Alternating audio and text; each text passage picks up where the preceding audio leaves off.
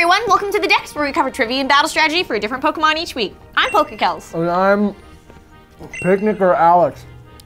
Kelz, remind me again why we're eating our body weight in rice. Because, Shrimp Face, we're trying to get into the mind of this week's Pokemon. Okay, I hear you, but is this really necessary? I feel like an exploding bird at a wedding. It is one thing to learn about a Pokemon and another thing to become a Pokemon, Alex. I'm tired. Good! Bust out your flutes, Poke Nerds, it's Snorlax!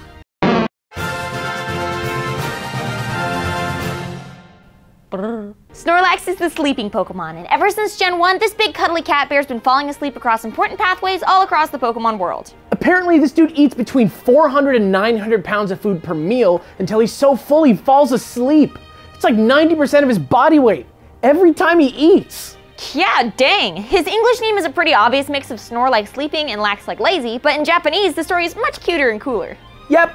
His Japanese name, Kabagon, is a mix of a bunch of words meaning everything from sleep, to snoring, to rest, to mold, because I guess he's down to eat moldy food?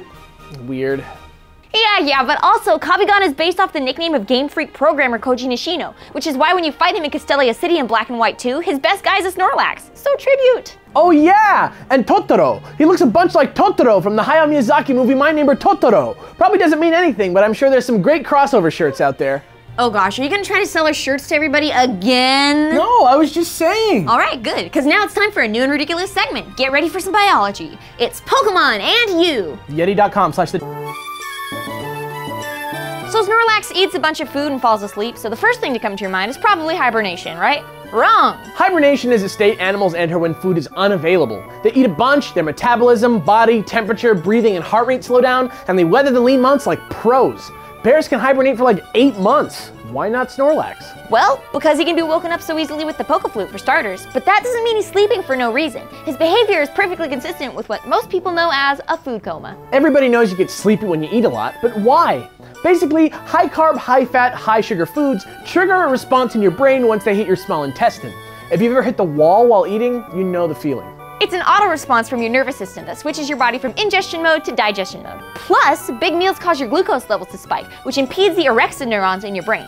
Yeah, they produce orexin, which is a protein that makes your brain alert. Shut it off and it's lights out. And don't even get me started on insulin. Humans, and probably Snorlax too, create insulin as part of the digestive process, which the body uses to produce serotonin and melatonin, which make you feel satisfied but also super drowsy. It's a 3-factor sleepy response. See, wasn't that awesome? I think I'm hitting the wall. Man, I don't like this rice business at all, Kelz. Why don't we fall asleep like Snorlax? Now that other Alex and Kelz are gone, there's no one good enough at Pokeflute to wake us up. Maybe there is.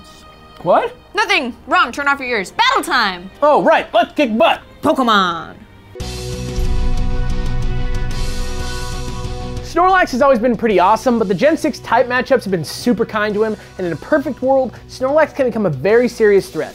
Start with an adamant one and super train it in attack, defense, and special defense. Snorlax is especially bulky, so make sure he has thick fat so he resists as many types as possible. Then give him Curse, which boosts his attack and physical defense at the cost of his speed. When you're ready to go, use Rest to gain back any HP you lost while boosting, and make sure he's holding a Chesto Berry so he's awake and ready by the next turn. Then go to town with either Body Slam or Crunch. Since Steel doesn't resist Dark anymore, he hits tons of common threats for at least neutral damage. Plus, Body Slam has a 30% chance to paralyze. It's nuts. Of course, that's not the only way to train a Snorlax, so as always, here are a few random thoughts. Using Earthquake instead of Crunch stops some of Snorlax's biggest threats cold. Same with Gunk Shot for nasty fairies. Choose one based on your opponent. Skip the cursing and use a Choice Band to boost your stats. You can fill all 4 slots with heavy hitting attacks, but just remember you're locked into one until you switch. There's also the classic Rest Talker set with Body Slam and Whirlwind 2.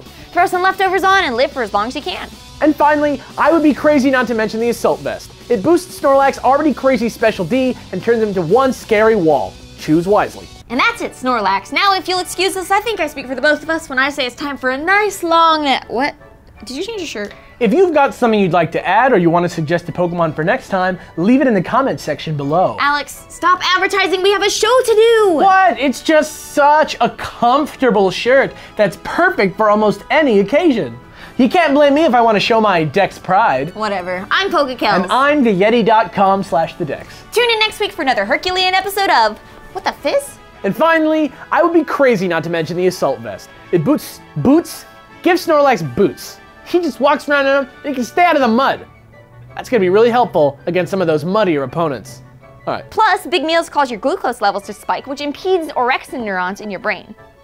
One more time so I don't seem like I have no idea what those words mean.